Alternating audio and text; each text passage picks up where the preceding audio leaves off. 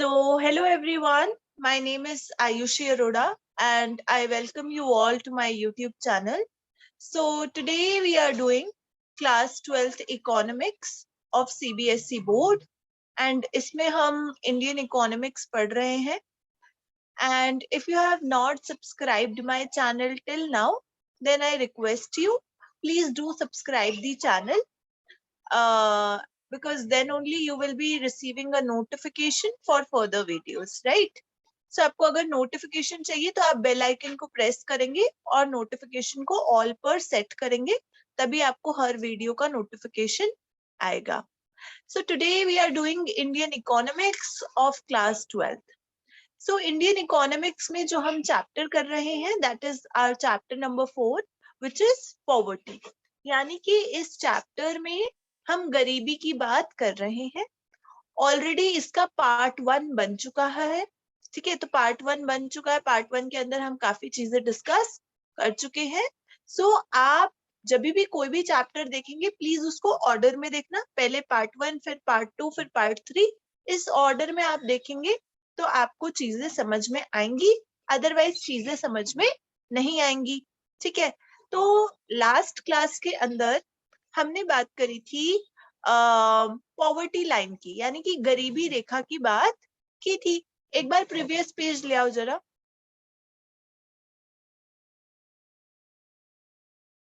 हाँ जी.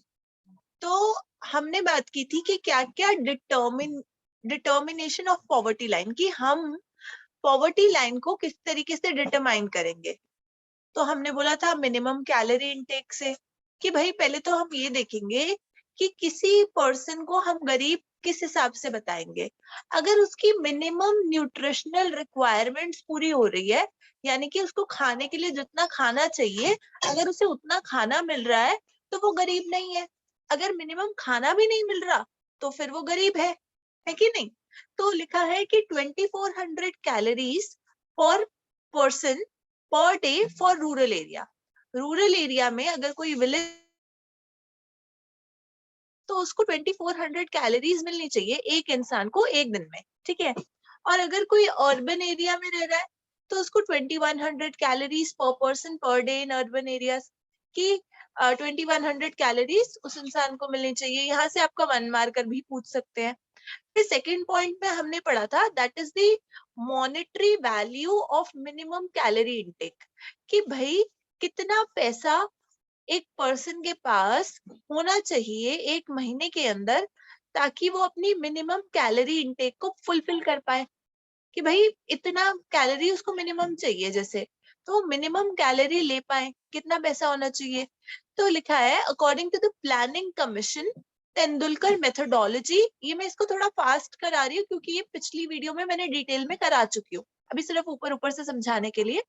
तो लिखा है according to the planning commission Tendulkar methodology the minimum monthly per capita consumption expenditure which is your MPCE. जो आपका monthly per capita consumption expenditure है कि एक महीने में पर कैपिटा कितना कंजम्पशन में खर्चा किया जाता है इन 2011-12 के डाटा के हिसाब से worked out to be 816 rupees per person in rural areas and 1000 rupees in urban areas.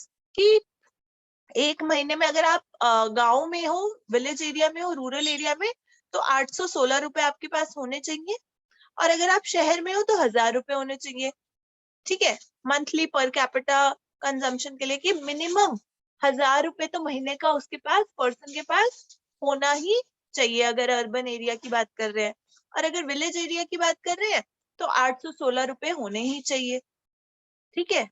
फिर नेक्स्ट पॉइंट में हमने बात की थी poverty line divides the poor from the non poor. कि एक पॉवर्टी लाइन है, जैसे कि यहाँ पे आप एक ब्लू कलर की लाइन देख रहे हो ये टेबल में, तो उसमें जो ब्लू कलर की जो मोटी सी लाइन है दैट इज पॉवर्टी लाइन, ठीक है. अब इस साइड नॉन पुअर है और इस साइड पुअर है, तो नॉन पुअर में कौन कौन से आएंगे. देखिए पॉवर्टी लाइन के नीचे कौन आएंगे, poor, very poor, absolutely poor, इस तरीके से कैटेगराइज हमने कर रखा है. लेकिन पॉवर्टी लाइन के इस तरफ क्या क्या आएंगे, not so poor, middle class, upper middle class, rich, the very rich, Millionaire, billionaire, इस तरीके से, है कि नहीं, है ना। तो ये पॉवर्टी लाइन का डिवीजन हो गया। चलिए आगे चलिए, नेक्स्ट पेज। लिखा है the method of determining poverty line is updated over time to take care of the changes in price level. देखिए जो हमने प्राइस लेवल पढ़ा है, ये 1000 रुपए या 816 रुपए, ये 2011 और 12 का डेटा है, ठीक है। 2011 और 2012 में ये वाला डेटा फॉलो किया जाता था। तो by the time we are moving, inflation is also happening. Inflation मतलब राइज इन प्राइस, महंगाई बढ़ रही है। तो when inflation is happening, so the price will also rise according to the time, isn't it? So when the price will rise, तो जब आपका price बढ़ेगा तो ये पॉवर्टी लाइन के अंदर भी वो चेंजेस करते रहते हैं प्राइस लेवल में, ठीक है। कि अगर महंगाई बढ़ रही है, इन्फ्लेशन बढ़ रहा है, तो प्राइस लेवल में भी यहाँ पर वो चेंजेस करते रहेंगे। इतनी बात क्लियर हो गई? यहाँ पर बस इतना ही लिखा है। Now we are going to talk about categorising poverty, कि अब हम गरीबी को कैटेगराइज करेंगे। ऑल्दो इसका प्रिंट इतना क्लियर नहीं है इस पेज का, फिर भी वी विल मैनेज, है ना। थोड़ा सा बेटा जी और बड़ा कर दो, ताकि जिनको एकदम क्लैरिटी से ना दिख रहा हो, एक पॉइंट और बड़ा कर दो। हाँ जी। तो कह रहे हैं कि हम गरीबी को कैटेगराइज कर रहे हैं, एंड इसके अंदर 3 तरीके से कैटेगराइज किया गया है। 1 is chronic poor, number 2 is transient poor, and number 3 is non poor, ठीक है। पहले आप इसे रीड करेंगे, फिर मैं समझाऊंगी। समझ में आ गया? इतना क्लियर है यहाँ तक? चलिए।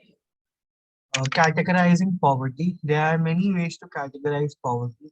First, chronic poor. It includes people who are always poor and those who are usually poor.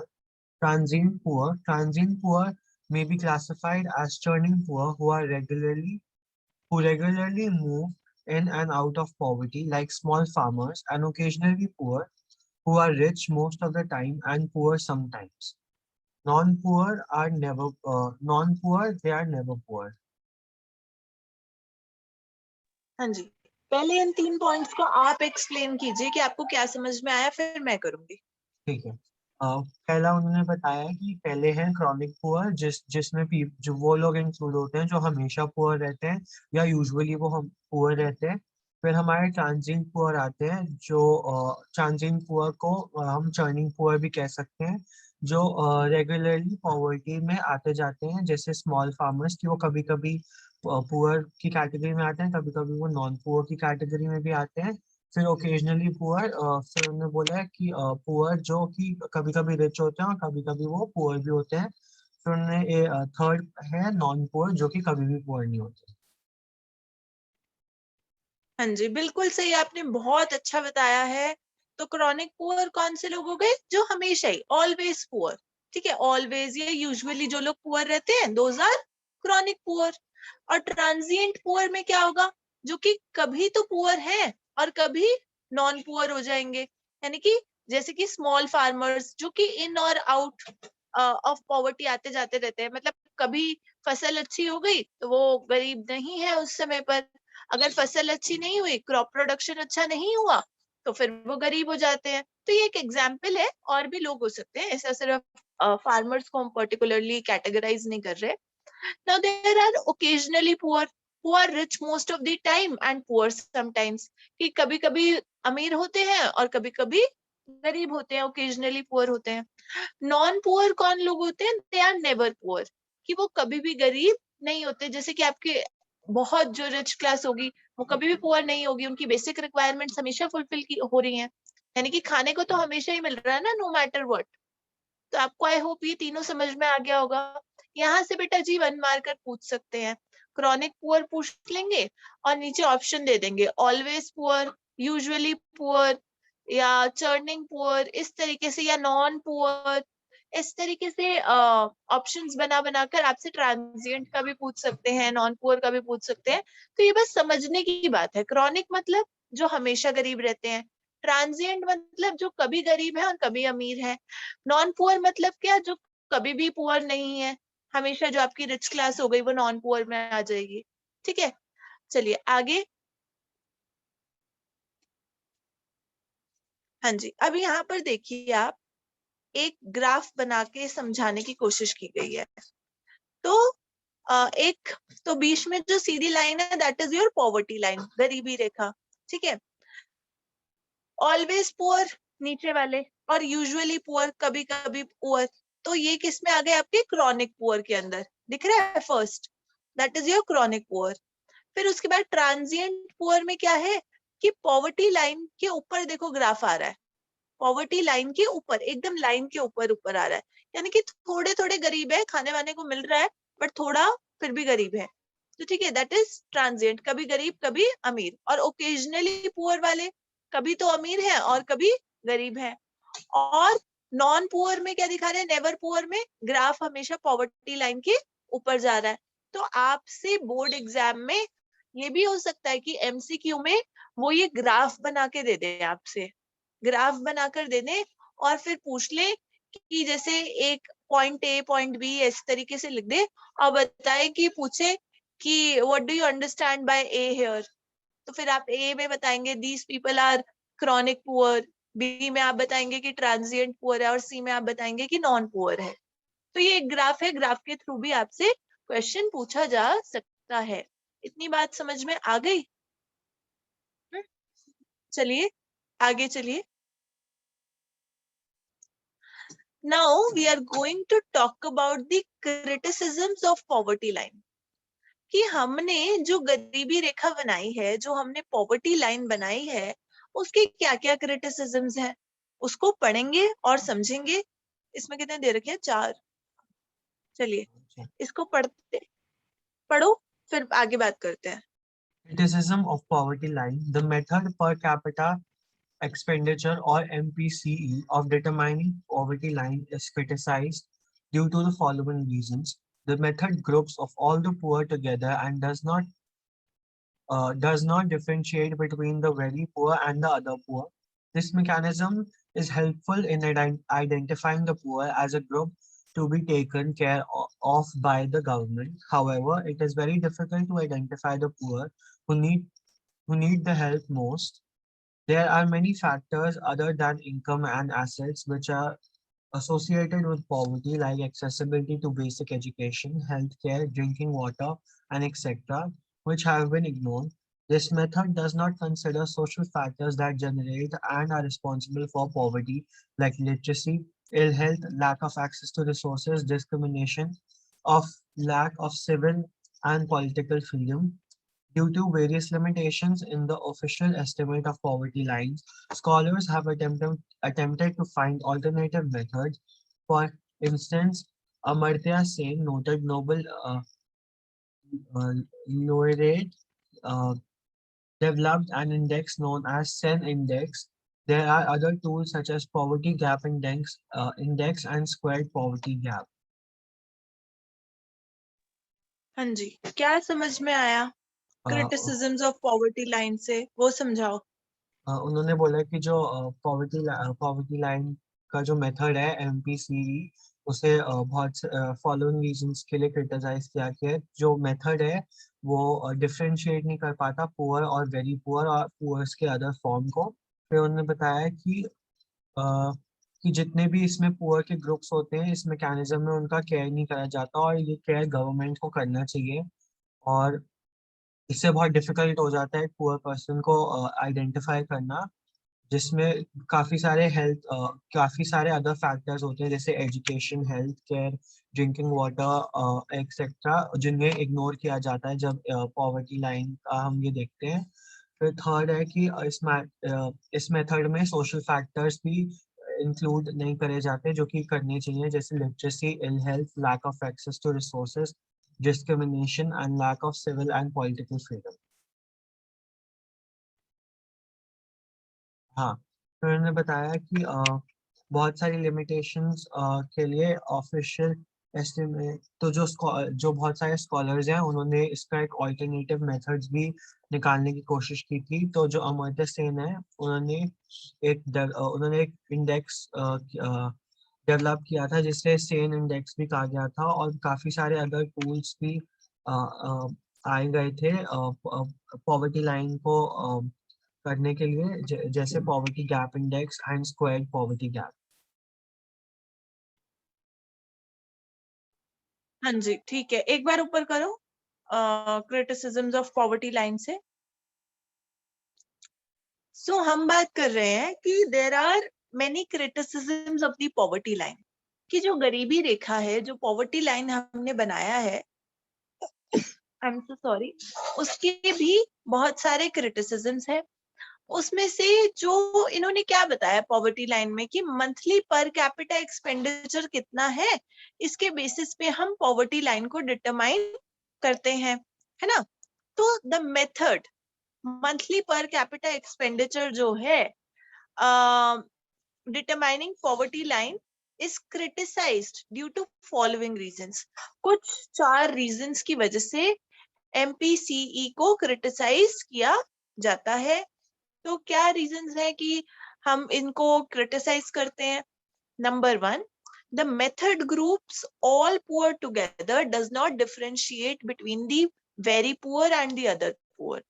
कह रहे हैं कि इस मेथड के थ्रू, पॉवर्टी लाइन के थ्रू, हम ये डिफरेंशिएट नहीं कर पाते कि ये वेरी पुअर है, ये पुअर है और ये अदर पुअर है। यानी कि वेरी पुअर मतलब क्या? जो बहुत गरीब है। बहुत गरीब, चाहे कोई बहुत गरीब है, चाहे कोई थोड़ा गरीब है, या फिर कोई थोड़ा उससे ज्यादा अच्छे लेवल पे है, तो ये सभी लोगों को पॉवर्टी लाइन के नीचे कर दिया, तो हम डिफरेंशिएट तो नहीं कर पा रहे ना।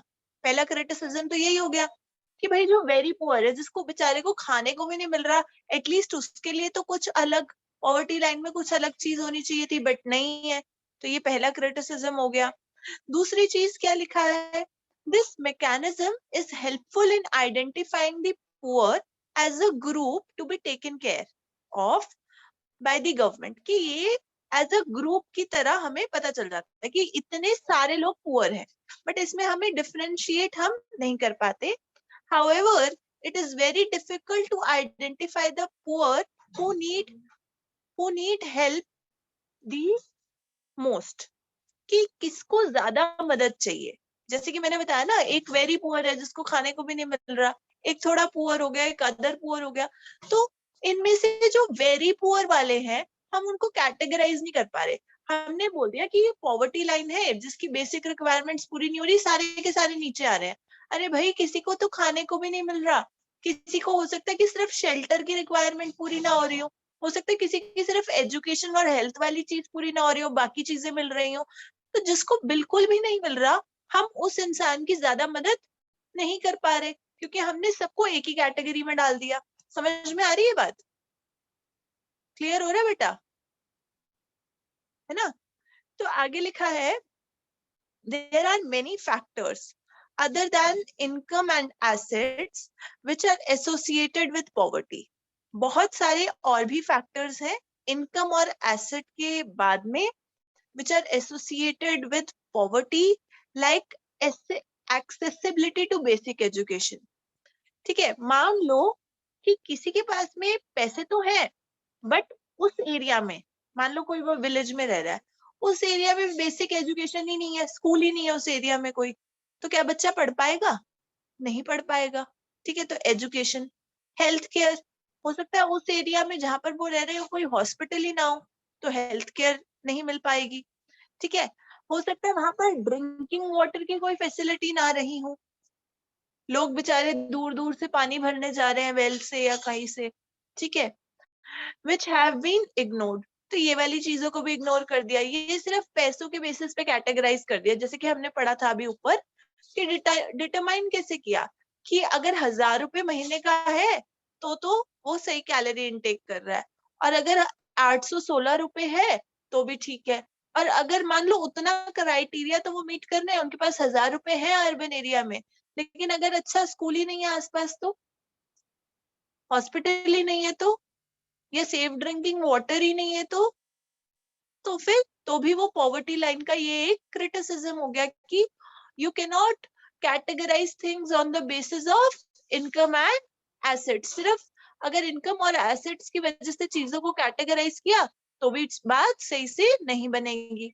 फिर नेक्स्ट पॉइंट में क्या लिखा है this method does not consider social factors that generate and are responsible for poverty like illiteracy, ill health, lack of access to resources, discrimination or lack of civil and political freedoms. तो यहाँ पर इस method में social factors को हमने consider नहीं किया कि सोसाइटी के अंदर क्या फैक्टर्स है that generate and are responsible for poverty, कि क्या क्या रीजंस है पॉवर्टी लाइन में.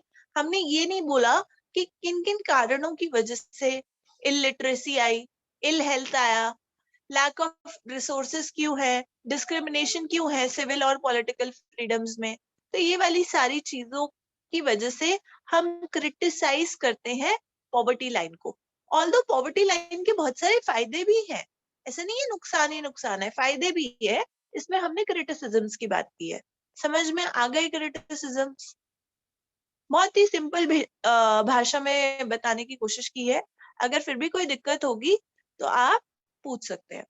ठीक है, आगे लिखा है due to various limitations in the official estimation of poverty, scholars have attempted to find alternative methods. For instance, scholars ने बहुत सारे तरीके ढूंढने की कोशिश की है. For instance, अमर्त्य सेन आपके बहुत बड़े इकोनॉमिस्ट रहे हैं. Noted Nobel laureate developed an index known as the Sen Index. There are other tools such as poverty gap index and squared poverty gap. इनके आप नाम याद रख सकते हैं कि अमर्त्य सेन ने ये इंडेक्स दिए हैं. जैसे कि उन्होंने जो एक इंडेक्स दिया उसका नाम है सेन इंडेक्स. ठीक है, SEN और फिर इंडेक्स. फिर आगे लिखा है कि और भी टूल्स हैं जैसे कि पॉवर्टी गैप इंडेक्स हो गया और स्क्वेयर्ड पॉवर्टी गैप हो गया. ये नाम है, याद रख लेना. अगर बाय चांस 1 मार्कर में आ जाते हैं ऑप्शंस में तो आप टिक मार्क कर पाए. ठीक है, चलिए आगे.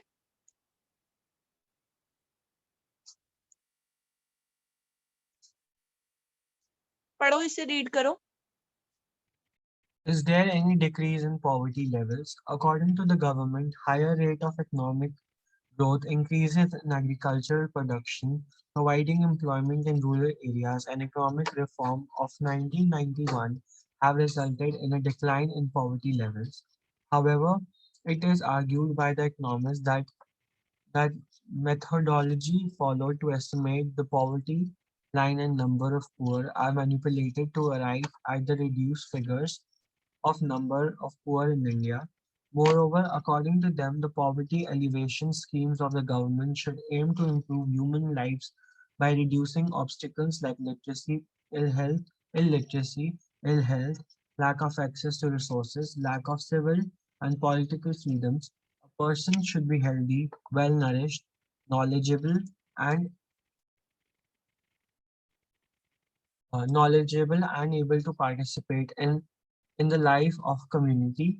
This incidence of poverty has declined over the years, especially in 80s, but poverty still remains a problem of considerable magnitude. Let us now determine the number of poor in India. हाँ जी, समझाइए इसको, क्या समझ में आया? ये वाला नहीं आया अच्छे से. ठीक है, चलो ये मैं बताती हूँ. लिखा है is there any decrease in poverty levels? क्या पॉवर्टी के लेवल में, गरीबी का जो लेवल है, क्या उसमें कुछ डिक्रीज भी हुआ है? कैसे हमने बात करी कि भाई गरीबी बढ़ रही है, तो क्या उसमें कुछ डिक्रीज नहीं हुआ? उसके बारे में बात कर रहे हैं. तो आगे लिखा है according to the government, higher rate of economic growth, increase in agricultural production, providing employment in rural areas, and economic reforms of 1991 have resulted in a decline in poverty levels. कह रहे हैं कि किन किन चीजों की वजह से डिक्लाइन हुआ है पॉवर्टी लेवल में. पहला, high rate of economic growth. Economic growth अच्छे से हुई, इसकी वजह से पॉवर्टी कम हो गई. Increase in agricultural production, agricultural production बढ़ गया तो आपका पॉवर्टी लेवल कम हो गया। Providing employment in rural areas, rural area village area में एम्प्लॉयमेंट मिलने लगी लोगों को, तो उसकी वजह से पॉवर्टी का लेवल कम हो गया। फिर आगे लिखा है इकोनॉमिक रिफॉर्म्स हुए हैं 1991 के, उसकी वजह से भी पॉवर्टी का लेवल कम हो गया। इतनी बात समझ में आ गई? क्लियर है कि इन इन कारणों की वजह से पॉवर्टी लेवल कम भी हुआ है। चलिए आगे देखते हैं क्या लिखा है। फर्स्ट पॉइंट में लिखा है, however, it is argued by the economist that methodology followed to estimate the poverty line and the number of poor are manipulated to arrive at the reduced figures of the number of poor in India. कह रहे हैं कि जो economist है और जो methodology ये use करते हैं, यानी कि जो मेथड ये यूज करते हैं to estimate the poverty line and the number of poor, कि क्या पॉवर्टी लाइन होनी चाहिए और क्या नंबर ऑफ पुअर रहेंगे, ये सारी चीजें क्या होती रहती है, मैन्युपुलेट होती रहती हैं, ताकि मतलब जैसे हमारे यहाँ पे कोई भी चीजें कैसे होती है, सर्वे वाले आते हैं तो करते हैं, कुछ लोग तो जवाब नहीं देते हैं, और कई बार क्या होता है जो सर्वे वाले होते हैं वो खुद क्या करते हैं, मतलब झूठा मूठा डेटा वो फिल कर देते हैं, क्योंकि ज्यादातर क्या होता है, इंटरेस्टेड नहीं होते लोग सर्वे करवाने में। अगर मेरे पास आके कोई बोले मैं 1 घंटा लगाकर आपका सर्वे लूंगी, तो ऑब्वियसली मैं भी कहूंगी ना यार मेरे पास 1 घंटा नहीं है, आप किसी और से करा लो सर्वे, है ना। ऑब्वियसली क्योंकि यहाँ पे मैं देखती हूँ सर्वे वाले जो आते हैं वो आके एक एक चीज के ऊपर सर्वे लेते हैं, कि कोई तो किसी मसाले के ऊपर सर्वे ले रहे होते हैं और पता नहीं क्या क्या इनकी पास स्कीम्स होती हैं। मेरे पास कोई आता है मैं सबको क्या कर देती हूँ, मना कर देती हूँ जनरली। तो जनरली क्या होता है, लोग इतने बिजी होते हैं अपनी लाइफ में कि वो मना कर देते हैं कि ये सर्वे मत करो, ये मत करो, जिसकी वजह से जो डाटा आता है वो क्या आता है, मैनिपुलेटेड डाटा आता है, कि यानी कि उस डाटा में कुछ ना कुछ खराबी होती है। तो हमारे पास ज्यादातर क्या आता है, रिड्यूस्ड फिगर्स आ जाते हैं, कि जितने गरीब हैं उससे थोड़े कम लोगों के बारे में ही पता चल पाता है कि इतने लोग गरीब है, हर एक के बारे में तो पता भी नहीं चल पाता, क्योंकि इतना बड़ा इंडिया है, कहाँ कहाँ किस किस को ढूंढेंगे, है कि नहीं। तो सेकंड पॉइंट में क्या लिखा है, moreover according to them the poverty alleviation schemes, यानी कि जो पॉवर्टी को हटाने की जो स्कीम्स है of the government should aim to improve human lives by reducing obstacles like illiteracy, ill health, lack of access to resources, lack of civil and political freedoms। कह रहे हैं कि जो poverty elevation schemes हैं ये क्या M करनी चाहिए, कि ऑब्स्टिकल्स रिड्यूस हो जाए, कि human lives by reducing obstacles like illiteracy को रिड्यूस किया जाए, इल हेल्थ को रिड्यूस किया जाए, lack of access to resources, जो रिसोर्सेज है उसको कम किया जाए, lack of civil and political freedoms, जो सिविल और पॉलिटिकल फ्रीडम्स है उनको रिड्यूस किया जाए। A person should be healthy, well nourished, knowledgeable and able to participate in the life of a community। कि एक पर्सन है, शुड बी हेल्दी होना चाहिए वो इंसान, वेल नरिश्ड होना चाहिए, अच्छे से उसको खाने को सारी चीजें मिलनी चाहिए, नॉलेजेबल होना चाहिए and able to participate in the life of a community, वो सारी चीजों में पार्टिसिपेट कर पाए, जो कम्युनिटी की लाइफ है उसमें पार्टिसिपेट कर पाए, कि भाई हमें समाज में किस तरीके से रहना है वो सारी चीजें उसको पता हो। अगर पढ़ा लिखा होगा तो ज्यादा अच्छे से बातचीत कर पाएगा, है ना। ऑब्वियसली अगर आप और मैं, हमें बोर्ड पे क्या लिखा है, अगर मान लो हमें कहीं पे जाना भी है, रास्ते पे बोर्ड पे अगर जगह का नाम भी हम पढ़ पा रहे हैं तो फिर तभी हमें पहुंचने में आसानी होगी, है कि नहीं। तो वो बोर्ड पे क्या पढ़ना है, क्या चीजें है, या हॉस्पिटल भी अगर कोई जा रहा है तो उसमें कहाँ कैसे बात करना है, तो वो सारी चीजें कब आएगी, जब एजुकेशन होगा, है कि नहीं। चलिए, the incidence of poverty has declined over the year, जो गरीबी है वो कम हो रही है, especially in 80s, but the poverty still remains a problem of considerable magnitude। कह रहे हैं कि गरीबी कम हो रही है बट फिर भी ये एक प्रॉब्लम है कंसिडरेबल मैग्नीट्यूड की, यानी कि ये आज भी एक हाई लेवल पे ये प्रॉब्लम है। अब बात करेंगे, let us now determine the number of poor in India, कि कितने गरीब लोग हैं इंडिया के अंदर, इसके बारे में बातचीत करेंगे। चलिए थोड़ा सा ऊपर कर दो पेज को। हाँ, 4.6 the number of poor in India. पहले आप पढ़िए, फिर मैं बताऊंगी, एक्सप्लेन कर दूंगी। The number of poor in India. When the number of poor in India is estimated as the proportion of people below the poverty line, it is known as head count ratio. In other words, head count ratio is calculated by dividing the number of people below the poverty line by total population. हाँ जी, क्या समझ में आया? कि जो number हमारा poor का estimate करना होता है उसको हम बिलो द पॉवर्टी लाइन लेते हैं और उसे हम हेड काउंट रेशियो कहते हैं। और हेड काउंट रेशियो को हम कैलकुलेट करते हैं जितने भी लोग नंबर पॉवर्टी लाइन के बिलो होते हैं divided by total population.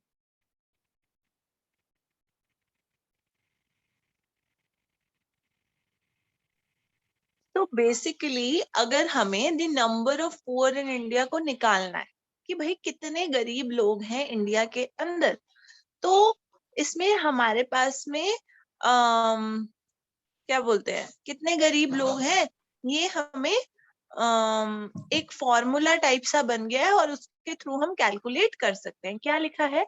When the number of poor is estimated as the proportion of people below the poverty line.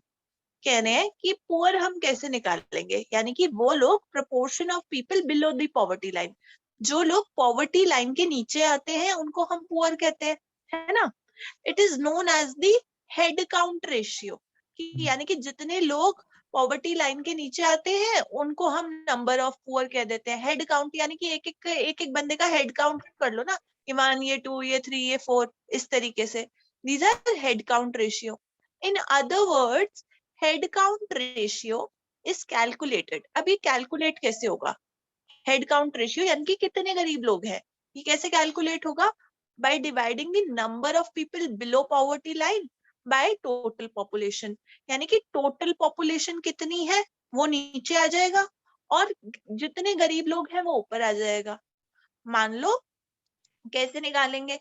मान लो हमने बोला कि 50 number of poor in India निकालेंगे, तो अगर बोलेंगे कि 50 लोग क्या है, गरीब है, और टोटल पॉपुलेशन क्या है, 100 है, तो निकलेगा आंसर क्या?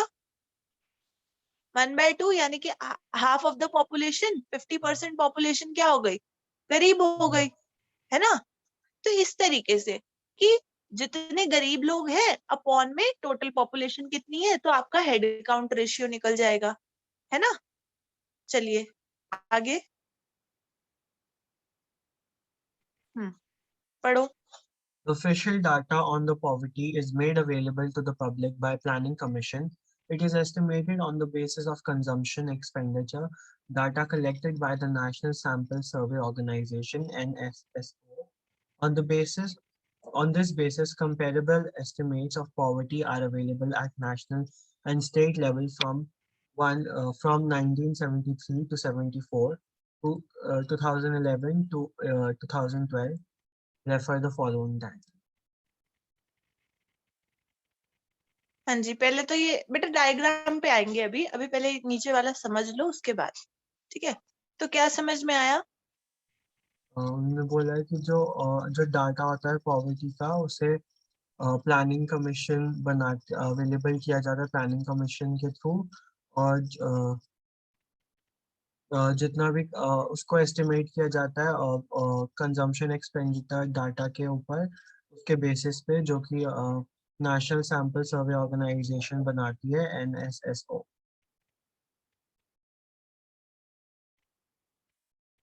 हाँ ठीक है, बिल्कुल, कि जो ऑफिशियल डाटा है पॉवर्टी का is made available to the public by the planning commission. Planning commission पूरा डाटा देती है कि भाई इतने लोग गरीब हैं हमारी कंट्री के अंदर। It is estimated on the basis of consumption expenditure.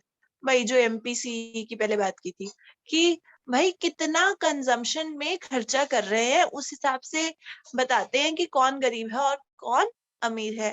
Collected by the national sample survey organisation, NSSO, full form में आ सकता है 1 मार्कर में, ठीक है।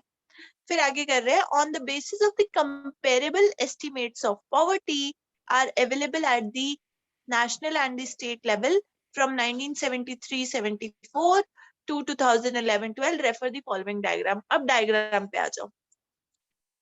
पर ये जो बार ग्राफ टाइप बना हुआ है ना, कुछ भी नहीं है, इधर लिखा है परसेंटेज ऑफ टोटल पॉपुलेशन।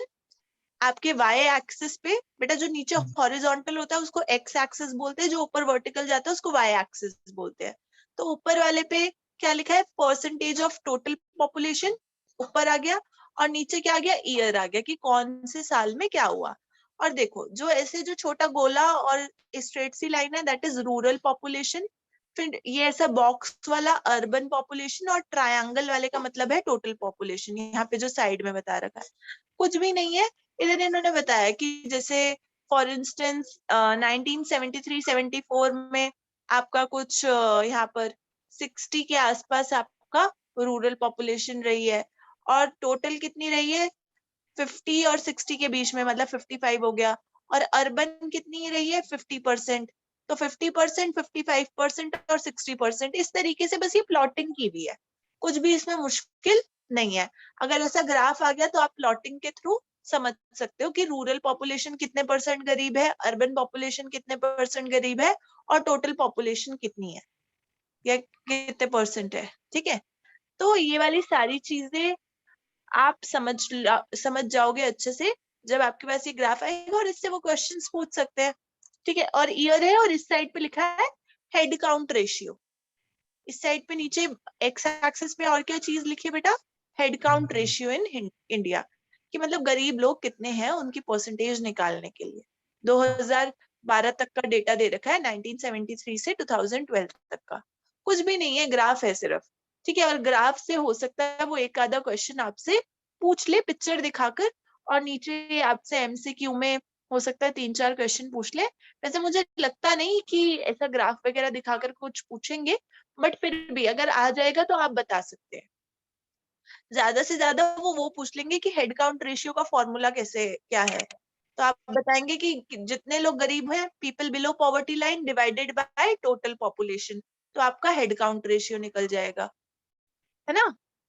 चलिए आगे।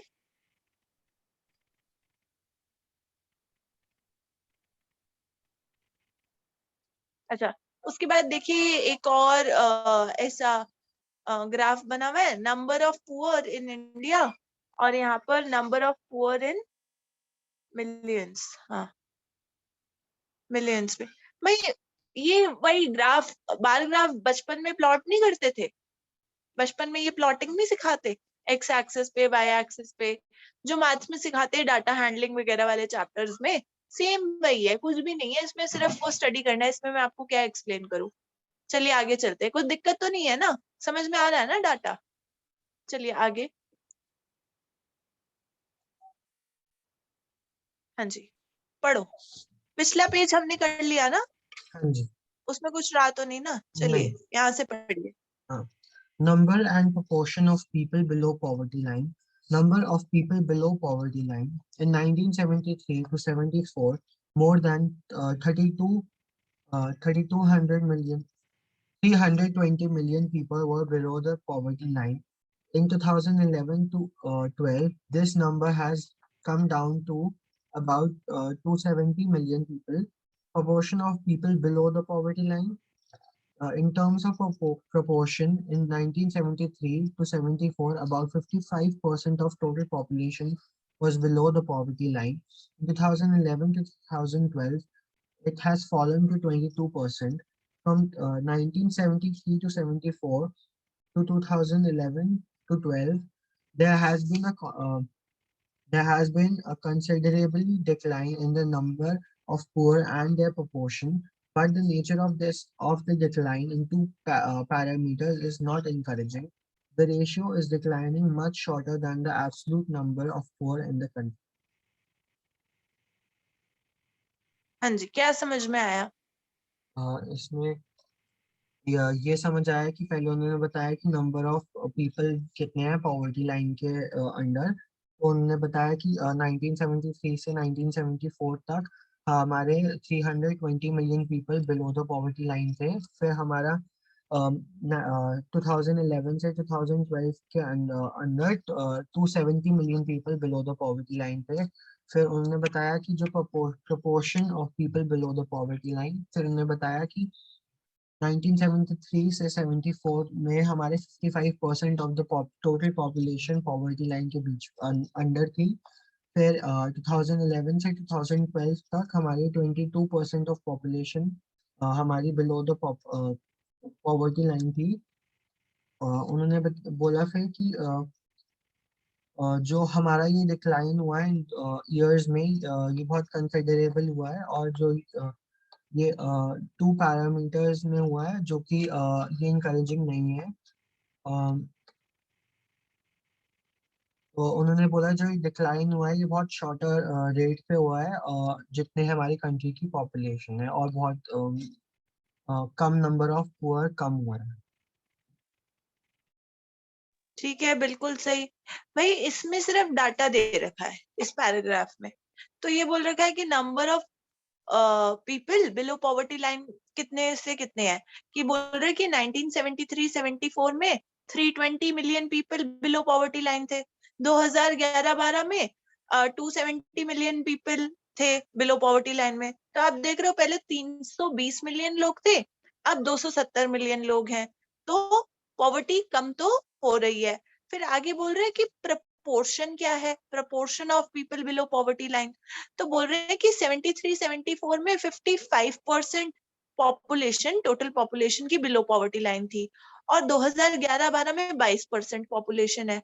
ठीक है, तो इधर प्रोपोर्शन आ गया परसेंटेज की फॉर्म में।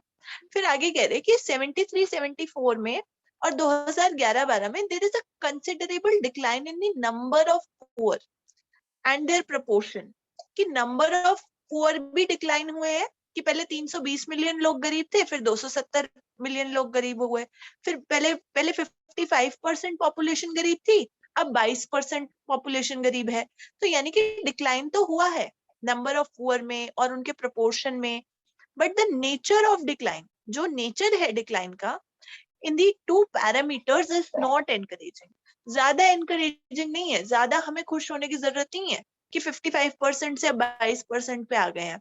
The ratio is declining much slower than the absolute number of the poor in country. देखिए जो रेशियो है वो काफी धीरे धीरे घट रहा है, than the absolute number of people। तो यहाँ पर ज्यादा गरीब है और रेशियो काफी धीरे धीरे घट रहा है, ये बात बोली गई है।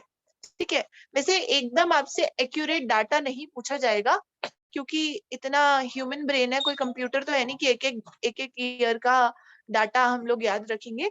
बट फिर भी मोटा मोटा आइडिया होना चाहिए कि पॉपुलेशन थोड़ी बहुत डिक्लाइन हुई है, बट ज्यादा एनकरेजिंग रिजल्ट्स हमें नहीं मिले हैं। इतनी बात समझ में आ गई? हाँ। आगे लिखा है extent of urban rural poverty, यानी कि शहर में और ग्रामीण क्षेत्र में, यानी कि city area that is the urban area, and rural मतलब विलेज एरिया, कंट्री साइड वाला जो एरिया हो गया।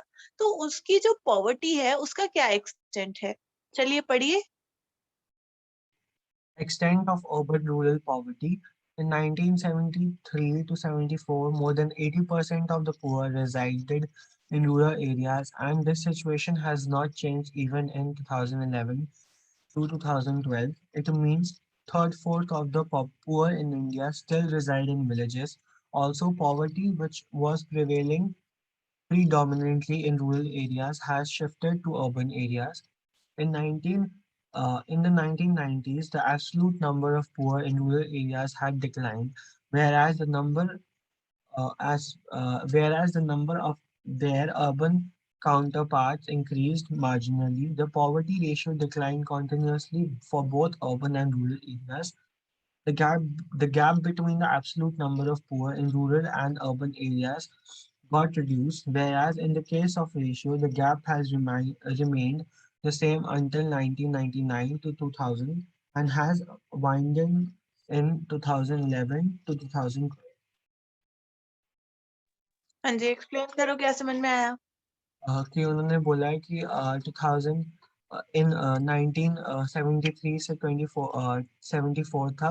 80% ऑफ द लोग रूरल एरियाज में 80% ऑफ पुअर लोग रूरल एरियाज में रह रहे थे, और ये सिचुएशन 2011 से 2012 तक चेंज नहीं हुई थी। फिर उन्होंने बोला कि 3/4 ऑफ द पुअर जो पीपल हैं वो अभी भी इंडिया में विलेजेस में ही रहते हैं। और ये जो पुअर हमारे विलेजेस में रहते हैं, जो रूरल एरियाज में रहते हैं, अब वो अर्बन एरियाज की तरफ शिफ्ट हो रहे हैं। इन 19 फिर उन्होंने बोला कि जो 1990s में है, जो एब्सोल्यूट नंबर ऑफ पुअर था रूरल एरियाज में, वो कम हो गया और अर्बन एरियाज में वही चीज़ इंक्रीज हो गई।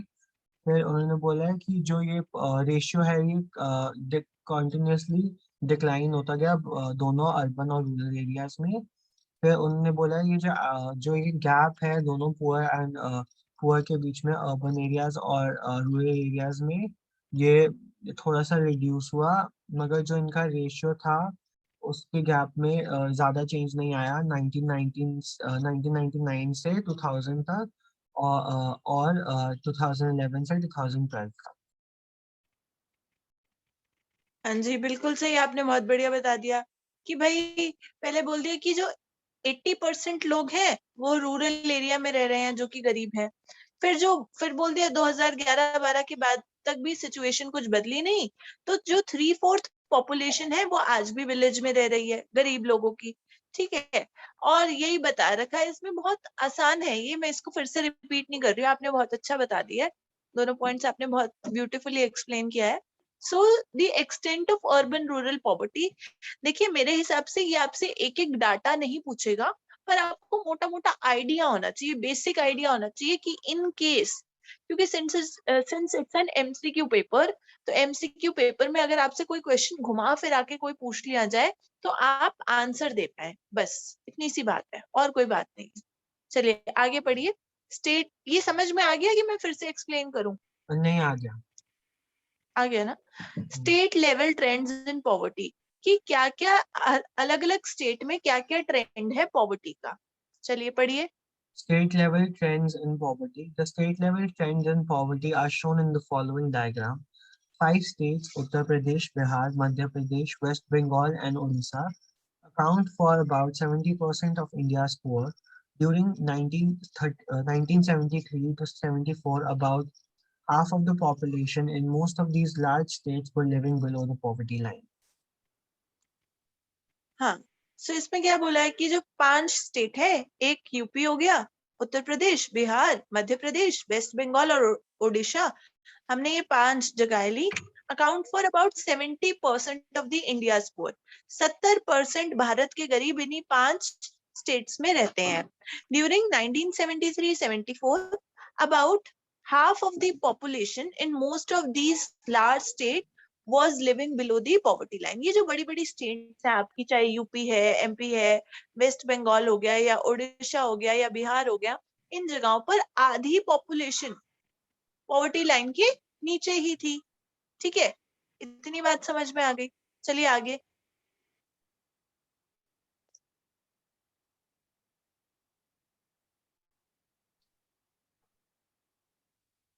अच्छा, पढ़ो पढ़ो, The यहीं से diagram, है ना? हाँ, the diagram reveals that six states, Tamil Nadu, Uttar Pradesh, Bihar, Madhya Pradesh, West Bengal, and Odisha, contain a large section of poor in 1973 to 74.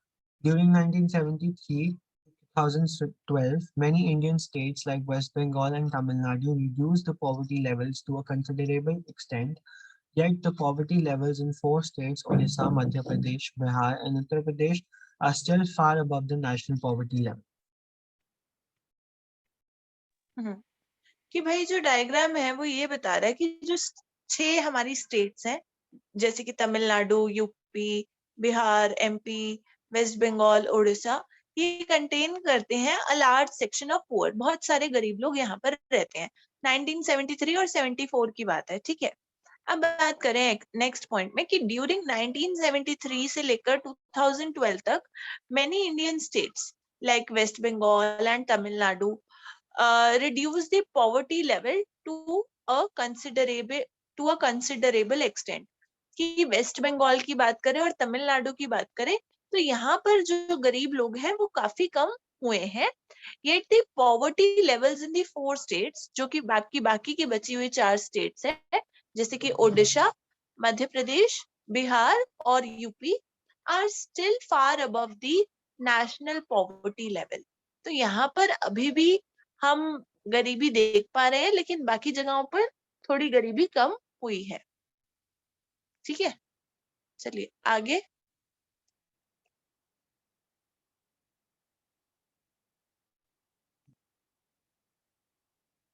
ये वो है, एक बायोग्राफ के थ्रू बता रखा है, स्टेट्स के नाम दिए हुए हैं और बता रखा है कि कौन सी स्टेट कितनी गरीब है।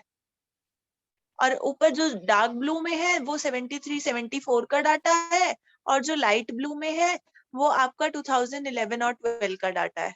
समझ में आ गया कि भाई पहले मैं बता दिया कि आंध्र प्रदेश 49 पे है, फिर बता दिया कि उसमें वो 11 पे है। इस तरीके से कि population below poverty line in some large states, उसका परसेंटेज है कि भाई पहले 49% थी, फिर 11%, फिर 62%। इस तरीके से डाटा दे रखा है, सिंपल जैसे बचपन में मैथ्स करते थे वैसे ही है। चलिए आगे।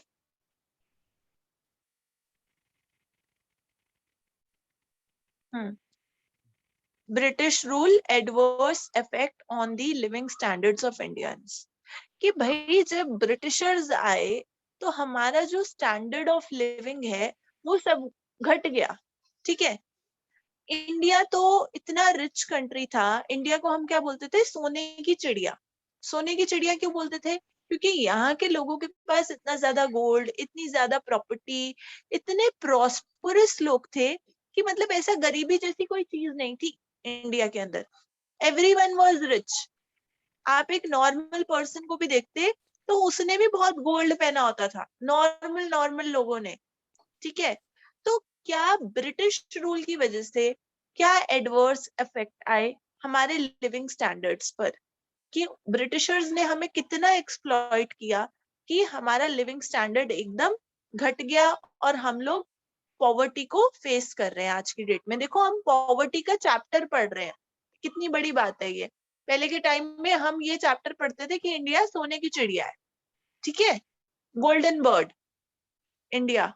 बट अब हम क्या पढ़ रहे हैं, पॉवर्टी के बारे में पढ़ रहे हैं। ये देख रहे हैं कितना बड़ा ब्रिटिश रूल का एडवर्स इफेक्ट आया है हमारे ऊपर। चलिए पढ़िए। British rule adverse effect on living standards of Indians. There is no doubt that British rule had a substantial negative impact on the Indian economy and standard of living of the people. British government systematically destroyed Indian industries. Their primary motive behind deindustrialization was twofold: to get raw materials like cotton, jute, etc. from India at cheap rates to be used by the upcoming modern industries in Britain, to sell finished products like cotton cloth of British industries in India market at higher prices. More than 70% हाँ, of Indian रुक जाओ, एक एक point करके बताती हूँ। इसमें लिखा है कि जो ब्रिटिश गवर्नमेंट है उन्होंने क्या किया, सिस्टमैटिकली डिस्ट्रॉय किया इंडियन इंडस्ट्रीज को। जो इनका प्राइमरी मोटिव था वो क्या था, डी इंडस्ट्रियलाइजेशन के पीछे वो टू फोल्ड था। क्या करते थे, टू गेट रॉ मटेरियल्स, हमारे इंडिया से रॉ मटेरियल ले जाते थे, कॉटन, जूट, ये सारी चीजें ले जाते थे बहुत ही सस्ते रेट पे। क्योंकि ब्रिटिश की सरकार थी तो इंडिया से ले भी जाते थे at a very cheap rate. They used to take raw materials from India for the upcoming modern industries in Britain. And point number B में लिखा है, to sell finish products like cotton cloth of British industries in Indian market at a higher prices. यानी कि India से सामान लेकर जाते थे, रॉ मटेरियल ले जाते थे सस्ते दामों में, और ब्रिटेन की इंडस्ट्रीज में मशीन वगैरह में उसी से फिनिश प्रोडक्ट्स बना दिए, मतलब वहां पे उसके कपड़े बना दिए या हैंड बैग्स बना दिए या कोई भी सामान बनाकर इंडिया में आकर हाई प्राइसेस में बेचते थे। तो यहाँ से क्या हुआ कि ब्रिटिशर्स का फायदा हो गया और इंडियन जो आपके इंडस्ट्रीज वाले थे उनका नुकसान हो गया। और ऑब्वियसली इंडिया के जो कंज्यूमर्स थे उस समय पर वो ब्रिटिशर्स का सामान इसलिए भी खरीद लेते थे क्योंकि जो इंडिया के अंदर सामान होता था वो बहुत महंगा होता था। क्यों महंगा होता था? क्योंकि जो इंडियन मेड सामान होता था वो हाथ से बनाते थे ऑब्वियसली जो सामान हाथ से बन रहा है तो उसकी कीमत ज्यादा होगी, हैंडीक्राफ्ट की कीमत तो ज्यादा होती है ना। और जो हम हाथ से बना रहे हैं उसमें टाइम भी ज्यादा लग रहा है। मशीन से ब्रिटिशर्स लोग बना के आते थे, तो वो तो मशीन से बन के आया है, मशीन से बना हुआ सामान सस्ता भी था, और यहाँ पर उनको ब्रिटिशर्स को प्रॉफिट भी हो रहा था। वो तो हाई प्राइसेस में बेच रहे थे, पर हमारे लोग इंडिया का सामान ले नहीं रहे थे, वो ब्रिटिशर्स का खरीद रहे थे इनिशियली। बाद में तो गांधी जी ने मूवमेंट चलाए, बहुत कुछ हुआ, बट इसकी वजह से हमारी पूरी जो इकोनॉमी है, इंडियन इकोनॉमी, बिल्कुल खराब हो गई। क्या दो रीजंस है, ये दो बहुत इंपॉर्टेंट रीजंस है, इनको मार्क कर लो, वेरी वेरी इंपॉर्टेंट। हो सकता है कि यहाँ से आपका 1 मार्कर पूछ लिया जाए। तो इन्होंने, ब्रिटिशर्स ने क्या किया, 2 फोल्ड इनका सिस्टम था। To get raw material from India, यहाँ से सस्ते दामों में सामान ले जाते थे, और फिर उसका फिनिश प्रोडक्ट्स बनाकर लाकर इंडिया के अंदर हाई प्राइसेस पे सेल करते थे। इतनी बात क्लियर हो गई। जी। चलिए सेकंड पॉइंट पढ़िए। More than 70% of Indians were engaged in agriculture throughout the British Raj period. British policies raised rural taxes, which enabled merchants and money lenders to become large landowners. अब देखो, Britishers ने ये तो बेटा जो ऊपर किया वो इंडस्ट्रीज में किया, कि रॉ मटेरियल ले जाते थे और फिर फिनिश प्रोडक्ट्स बनाकर हाई रेट पर सेल करते थे।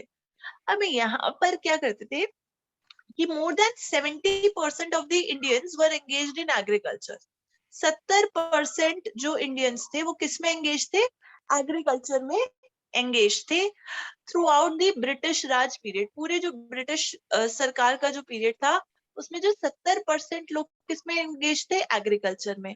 अब एग्रीकल्चर में तो एंगेज थे, आप जब हिस्ट्री में पढ़ेंगे, जब मैं आपको पढ़ाऊंगी, तो हम देखेंगे कि ब्रिटिशर्स की इतनी गंदी पॉलिसीज थी कि हर जगह पर क्या लगाते थे, ज्यादा टैक्स। अब बेचारे एग्रीकल्चर के जो एग्रीकल्चर में जो पेजेंट्स हैं, जो फार्मर्स हैं, उनसे इतना ज्यादा वो टैक्स ले लेते थे कि वो बेचारे किसके पास जाते थे, मनी लेंडर्स के पास कर्जा लेने के लिए। तो वो एक डेट ट्रैप के अंदर फंस जाते थे, वो विशियस सर्कल ऑफ पॉवर्टी के अंदर फंस जाते थे। क्यों फंस जाते थे, क्योंकि ये बहुत ज्यादा क्या लेते थे, टैक्सेस लेते थे। समझ में आ रही है बात, है ना। चलिए next point. Under the British rule, India began to export food grains. It was responsible for frequent famines, and as many as 26 million people died in famines between 1875 to 1900. हाँ, तो बता रहे हैं कि अंडर द ब्रिटिश रूल, जब British rule चल रहा था, India began to export food grains. India का अनाज भी बहुत अच्छा था, ऐसा नहीं कि सिर्फ वीविंग और ये सब अच्छा था, अनाज भी बहुत अच्छा था यहाँ का। तो इंडिया वालों ने सोचा कि एक्सपोर्ट करते हैं फूड ग्रेन्स को। It was responsible for frequent famines, as many as 26 million people died in famines between 1875 and 1900। तो बाहर तो अनाज भेज दिया, लेकिन यहाँ पर फेमाइन जब आया, ठीक है, यहाँ पर जब अकाल की स्थिति आई, सूखा पड़ गया, फेमाइन आया, फेमाइन वही अकाल पड़ जाना, तब 1875 और 1900 के बीच में यहाँ के 26 मिलियन पीपल मर गए। 26 मिलियन पीपल डाइड इन फेमाइन्स। आप समझ रहे हो इंडिया की कंडीशन को कितना पैथेटिक करके गए ब्रिटिशर्स, ठीक है। तो इन सारे रीजंस की वजह से इंडिया आज पॉवर्टी को फेस कर रहा है। इंडिया पुअर था नहीं, इंडिया को पुअर बनाया गया। ब्रिटिशर्स की इतनी एग्रेसिव पॉलिसीज थी, इतनी हार्श पॉलिसीज थी, जिसकी वजह से इंडियन इकोनॉमी ने बहुत ज्यादा सफर किया है, ठीक है। चलिए आगे।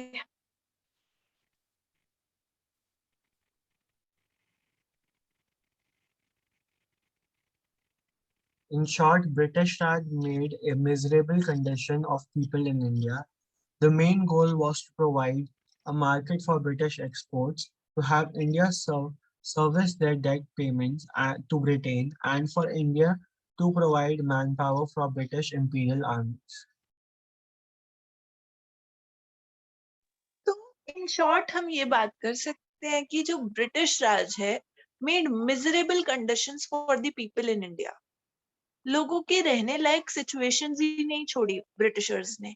इतना ज्यादा हम लोगों को एक्सप्लॉइट किया कि हम अब कुछ नहीं कर पा रहे थे।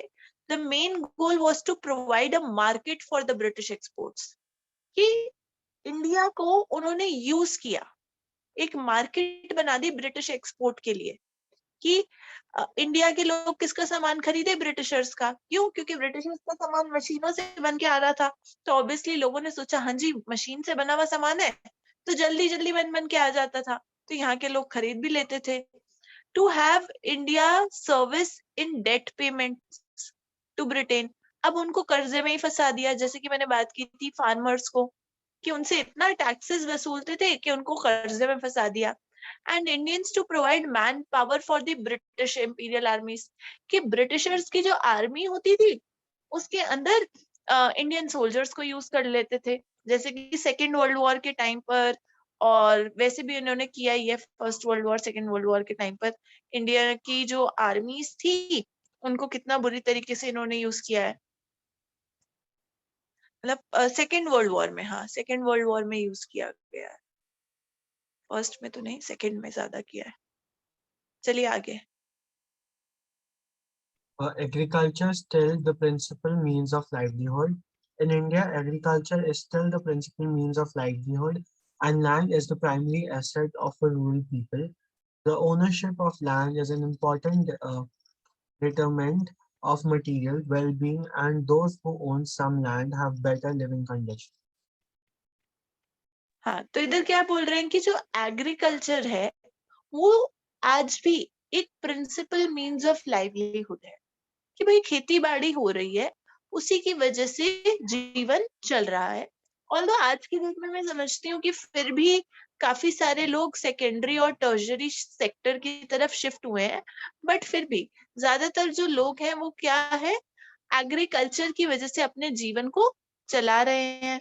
तो अब उसमें देखते हैं कि क्या क्या नुकसान किया आपके ब्रिटिशर्स ने, जिसकी वजह से हम लोग आज तक सफर कर रहे हैं।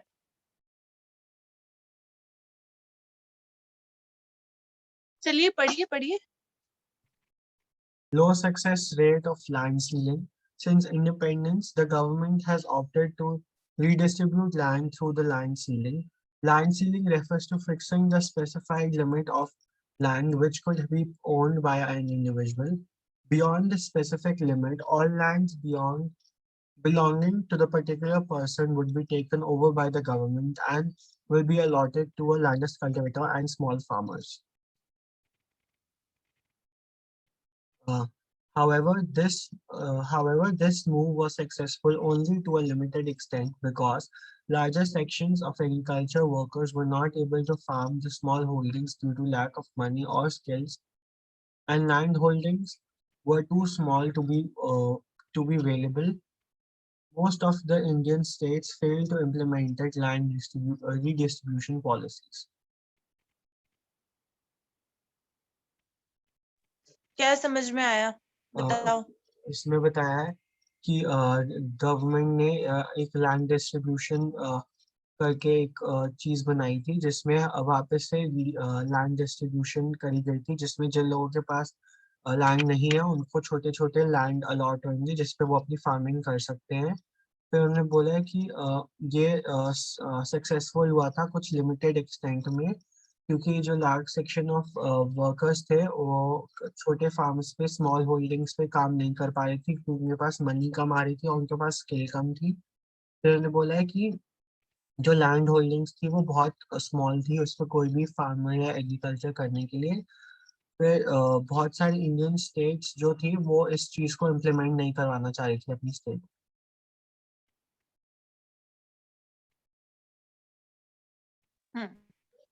सो इसमें लिखा है low success rate of land ceiling, कि जो since independence the government has opted to redistribute the land through land ceiling.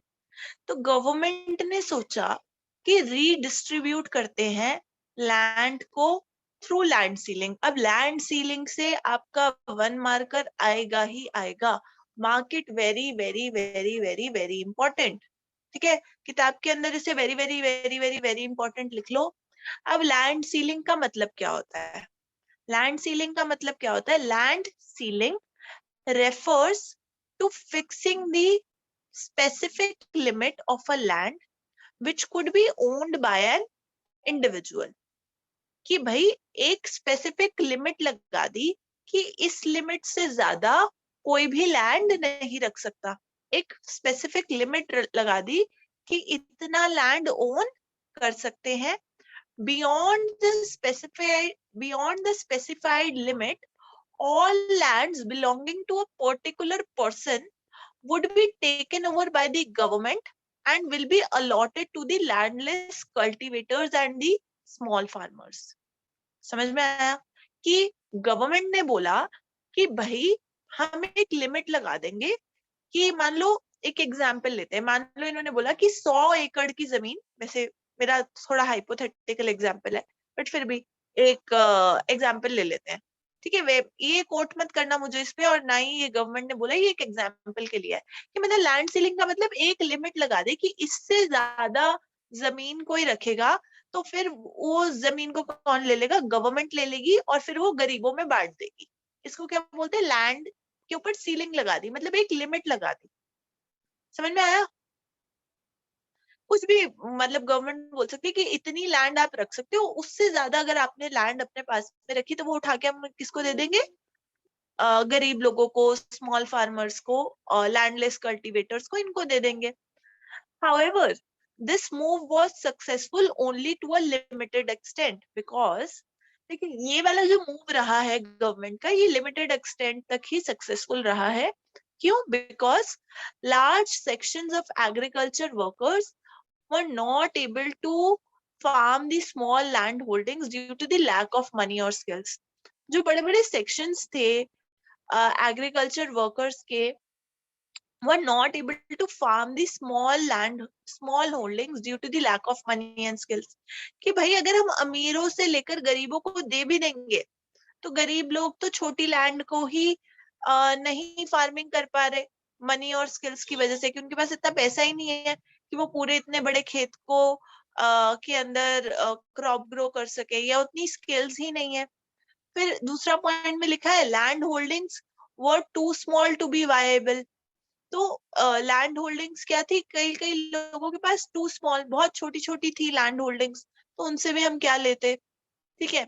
फिर थर्ड पॉइंट में लिखा है most of the Indian states fail to implemented land redistribution policies. मान लो अगर हम किसी से ले भी ले लैंड, तो फिर उस लैंड को डिस्ट्रीब्यूट करना मुश्किल हो जाता है। कि अगर हमने किसी अमीर से वो लैंड लेकर बोला कि अभी इस छोटे छोटे फार्मर्स को दे देंगे, लैंड को रीडिस्ट्रीब्यूट करना मुश्किल हो जाएगा। हो सकता है लैंड कहीं और है और वो फार्मर कहीं और रहता है जिसको देनी है, तो रीडिस्ट्रीब्यूशन का प्रोसेस मुश्किल है कि नहीं? चलिए आगे, कितना रह गया अब?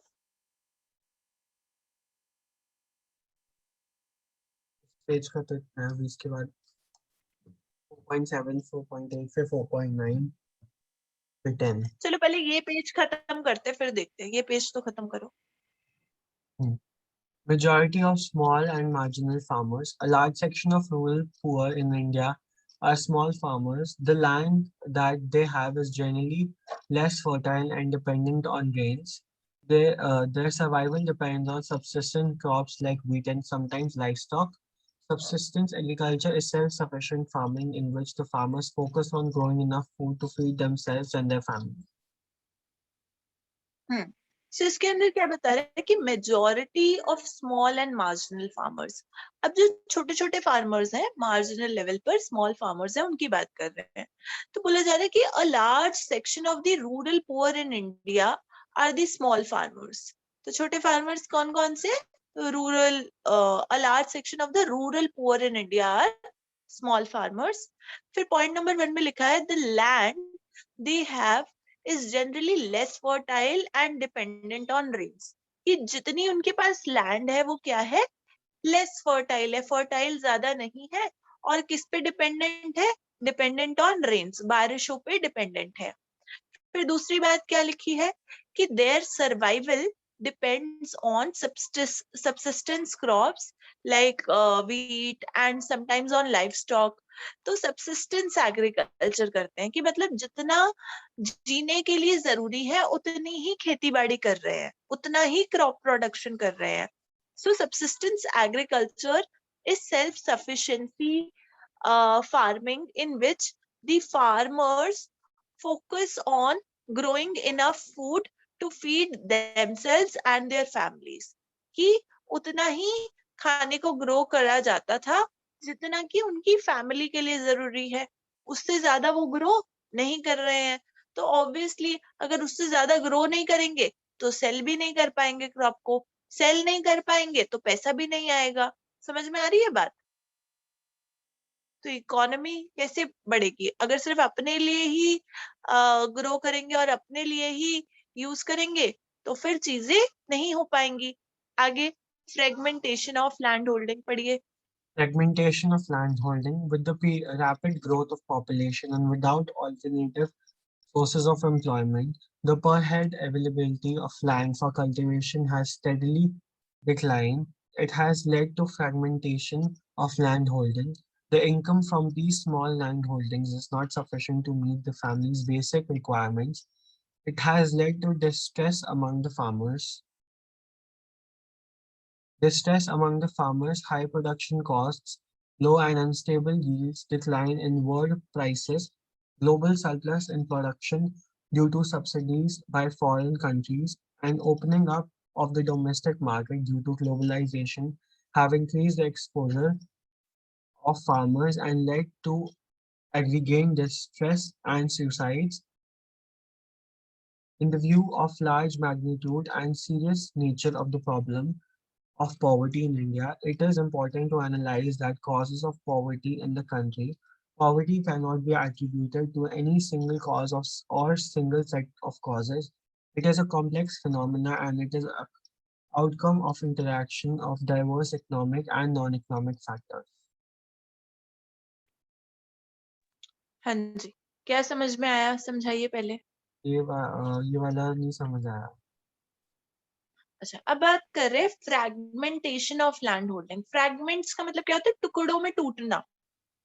फ्रैगमेंट समझते हो? छोटे छोटे जो टुकड़े बन जाते हैं लैंड होल्डिंग के, छोटे छोटे टुकड़े. So with the rapid growth of population and without alternative sources of employment, एक तो पॉपुलेशन हमारी बढ़ रही है, rapid growth of population and without alternative sources of employment. हमारे पास में ऑल्टरनेटिव सोर्स भी नहीं है एम्प्लॉयमेंट का. भाई एक सोर्स नहीं है तो दूसरी जगह से इनकम आ जाए, ऐसा तो है नहीं, एक ही सोर्स है. The per head availability of land for cultivation has steadily declined. जो per head availability है land की cultivation के लिए वो steadily decline हो रही है. आगे लिखा है it has led to fragmentation of land holdings.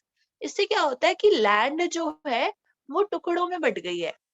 The income from small land holdings is not sufficient to meet the family's basic requirement. It has led to distress among the farmers. तो क्या बोल रहे हैं? ये बोला जा रहा है कि with the rapid growth of population, एक तो population बढ़ गई, दूसरा कोई alternative source of employment नहीं है, तीसरा जो पर हेड अवेलेबिलिटी है लैंड के लिए वो भी डिक्लाइन हो गई, जिसकी वजह से क्या होने लगा? फ्रैगमेंटेशन होने लगी लैंड होल्डिंग की. यानी कि लैंड सबके पास, लैंड का जो हिस्सा है वो सबके पास क्या है? कम कम कम कम कम कम लैंड है. So the income from these small land holdings is not sufficient. अगर हमारे पास एक छोटा सा लैंड है, उसमें हम क्रॉप ग्रो कर रहे हैं और फिर हम उससे आगे सेल कर रहे हैं, तो जो उससे इनकम आएगी क्या वो सफिशिएंट होगी फैमिली की बेसिक रिक्वायरमेंट्स को मीट करने के लिए? नहीं होगी. नहीं सफिशिएंट होगी तो उससे क्या होगा? डिस्ट्रेस होगा फार्मर्स के अंदर कि वो स्ट्रेस लाइक सिचुएशन में आ जाएंगे. तो डिस्ट्रेस अमंग दी फार्मर्स. आगे लिखा है high production cost, low and unstable yields. एक तो प्रोड्यूस करने में ज्यादा पैसा लगेगा, हाई प्रोडक्शन कॉस्ट. फिर लो एंड अनस्टेबल यील्ड्स, यानी कि जो क्रॉप ग्रो हो रही है उससे जो रिजल्ट्स आ रहे हैं वो भी क्या है, लो है और अनस्टेबल है। नाउ आगे क्या लिखा है, decline in world prices, global surplus in production due to subsidies by foreign countries and opening up the domestic market due to globalization have increased the exposure of farmers and led to agrarian distress and suicides। कह रहे हैं कि जो high production cost है सबसे पहले तो, फिर दूसरा बोल दिया कि लो और अनस्टेबल यील्ड है, यानी कि प्रोडक्शन अच्छे से नहीं हो रही, डिक्लाइन हो रहा है वर्ल्ड के प्राइसेस में, और ग्लोबल सरप्लस प्रोडक्शन है, पूरे विश्व में लोग प्रोड्यूस कर रहे हैं चीजों को, due to subsidies by the foreign countries, और फॉरेन कंट्रीज के सामान के ऊपर सब्सिडीज लग के आ रही हैं, and opening up the domestic market due to globalization have increased the exposure of farmers and led to agrarian distress and societies। कि भाई कहीं ना कहीं फार्मर्स को ये भी डर लग रहा है कि ग्लोबली भी चीजें प्रोड्यूस हो रही हैं तो हमारी कंट्री में फॉरेन कंट्री का सामान आ जाएगा सब्सिडीज लग लग कर, और जिसकी वजह से यहाँ के फार्मर्स को भी क्या हो रहा है, डिस्ट्रेस हो रहा है, वो सुसाइड कर रहे हैं फार्मर्स की, फॉरेन कंट्री का ही सामान बिक रहा है, प्रोडक्शन कॉस्ट ज्यादा है, और जो क्रॉप से जो प्रोडक्शन हो रहा है वो भी इतने अच्छे लेवल का नहीं हो रहा है, तो फिर हमें नुकसान झेलना पड़ रहा है। ये सारी बातें आ रही हैं, ठीक है। Now in the view of large magnitude and serious nature of the problem of poverty in India, it is important to analyze the cause of poverty in the country। ये बहुत ही महत्वपूर्ण हो जाता है कि हम पॉवर्टी का कॉज क्या है उसको एनालाइज करें। Poverty can not be attributed to any single cause और सिंगल सेट ऑफ कॉजेस, एक सिंगल फैक्टर की वजह से नहीं है। It is a complex phenomenon and it is the outcome of interaction of diverse economic and non economic factors. तो बोल रहे हैं कि बहुत सारे फैक्टर्स की वजह से, बहुत सारे कारणों की वजह से हम लोग पॉवर्टी को फेस कर रहे हैं, गरीबी को फेस कर रहे हैं। इतनी बात समझ में आई, क्लियर हुआ, कोई डाउट है? एक बार आगे दिखा दो क्या रह गया, 4.8 है 4.9 है अब? अभी 7 है। अच्छा, अब 4.7 जो है उसमें बात हो रही है कॉजेज ऑफ पॉवर्टी की। ये अब कल कर ले, क्या आज ही करना है बताओ? कल कर लेते हैं। अच्छा, पेपर बोर्ड एग्जाम के लिए कितने दिन रह गए हमारे पास? आज है 12 नवंबर है ना, आज 12 नवंबर है, और फिर ज्यादा दिन है नहीं। अभी कितने चैप्टर रह रहे हैं इको के हमारे? 3 रह, और नहीं पॉवर्टी को मत गिनो। अच्छा 3। Human capital formation, rural Indian development economic, और रूरल डेवलपमेंट। रूरल डेवलपमेंट, ये 3 रह रहे हैं ना। चलिए ऐसा करते हैं, फिर कॉजेज ऑफ पॉवर्टी, और आगे क्या क्या है 4.7 में? कॉजेज ऑफ पॉवर्टी, उसके बाद क्या है 4.8 में? मतलब क्या है? Government approach to remove poverty. Government ने क्या अप्रोच लिया, पहले क्या कारण है, फिर गवर्नमेंट ने क्या अप्रोच लिया पॉवर्टी को हटाने के लिए। आगे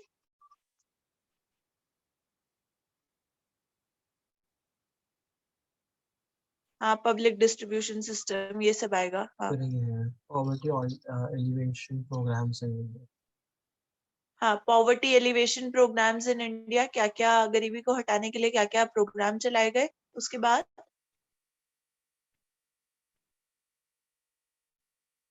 ये सब पढ़ेंगे, ठीक है।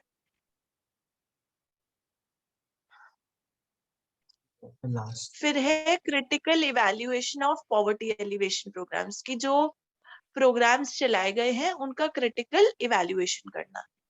तो ऐसा करते हैं, ये वाली क्लास फिर कल कर लेंगे। कल पहले कॉजेस पढ़ेंगे, क्या क्या कारण है पॉवर्टी के, गरीबी के, फिर उसको कैसे कैसे ओवरकम किया जा रहा है, गवर्नमेंट की क्या पॉलिसीज और अप्रोच है, फिर उसका आगे क्रिटिकल इवैल्यूएशन, ये हम कल कर लेते हैं। आज के लिए इतना ही। यहाँ तक कोई डाउट है, कोई परेशानी है तो पूछ लो। नहीं अभी कोई सब नहीं। समझ में आ गया? चलिए। बेटा आप कह रहे हो सब समझ में आ गया, तो फुल मार्क्स आने चाहिए बोर्ड में। अगर 40 नंबर का एमसीक्यू का पेपर है तो मतलब 40 में से 40 आने चाहिए, है कि नहीं? समझ में अगर सब आ रहा है तो फुल मार्क्स आने चाहिए फिर तो, है कि नहीं? चलिए, all the best for your board exams. पढ़ना शुरू कर दो, टाइम नहीं वेस्ट करना। वीडियो अच्छी लगी हो तो प्लीज लाइक कर देना वीडियो को। कोई दिक्कत हो, कोई परेशानी हो तो आप लोग भी कमेंट सेक्शन में पूछ सकते हैं। और वीडियो को ज्यादा से ज्यादा शेयर करना और चैनल को सब्सक्राइब कर लेना, बिकॉज तभी आपको नोटिफिकेशन आएगा। ठीक है, नोटिफिकेशन बेल को प्रेस करेंगे और उसमें नोटिफिकेशन को ऑल पर सेट कर देना, तो आपको हर वीडियो का नोटिफिकेशन आता रहेगा, अदरवाइज नोटिफिकेशन नहीं आता है। ठीक है, आई होप आपका दिन अच्छा रहेगा। Have a blissful day. तो थैंक यू सो मच। आज के सेशन को यही एंड करते हैं और आगे का जो चैप्टर है वो नेक्स्ट वीडियो में करा देंगे। ठीक है, चलिए आज के लिए इतना ही। Okay bye. रिकॉर्डिंग को पॉज